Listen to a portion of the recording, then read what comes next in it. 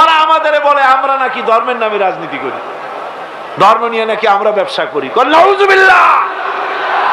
ধর্ম ব্যবসা তো ওরা, ধর্ম ব্যবসায়ী কারা? ওরাই। মৌসুম আসতে পরে সারা বছরে সালাম দেয় না, নির্বাচন যখন আসে হায় রে সালাম, সালাম দিতে দিতে আসসালামু আলাইকুম এত সময় বলবে কতক্ষণ, খালি কয় চালকুম চালকুম, তাড়াতাড়ি হয়ে যায়, দ্রুত সালামের ব্যবস্থা।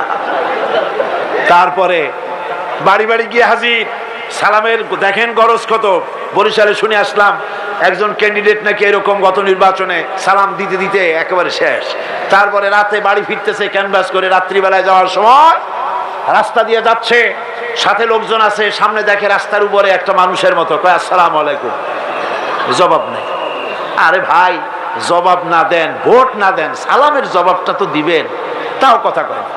তারপর আচ্ছা ঠিক আছে একটু মুসাফা করি, হাত দিয়েছে, তা হাতও বাড়ায় না, ব্যাপারটা সালাম দেই, সালামদের জবাব দেয় না, হাত বাড়াইলাম, মুসাফা করে না, কি কাছে যায় দেখে যে মানুষ না মরা খাজুর গাছ। এই গরজ হয় তখন, বাড়ি বাড়ি যায়, মানুষের দরদে অস্থির, লক্ষ লক্ষ টাকা খরচ করে নির্বাচনে জনগণের মহব্বতে। তার মানে হলো নির্বাচন হচ্ছে একটা ইলেকশনে জিতে যাওয়া, এটা হলো বড় রকমের একটা কৃষি ক্ষেত। এখানে 10 লাখ জমা করতে পারলে, মন্ত্রী হইতে পারলে 20 কোটি টাকা ইনকাম করার পথ হয়ে যায়, বিরাট বিরাট বড় লোক হয়ে যায়। তখন আর গরিবের কথা মনে থাকে না। মাশাআল্লাহ, গর্দান এইরকম মোটা হয়, ফিরতে পারে না, সশরীরে ফেরা ছাড়া খালি মাথা ফিরাইতে পারে না, গাজী রকেটের মতো।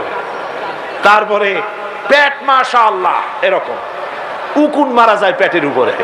কোন হলে যদি ঢোকে, হলের মধ্যে যারা থাকে তারা কয় যে শুধু তো পেট দেখি, নেতা কই? কই নেতা তো পিছনে।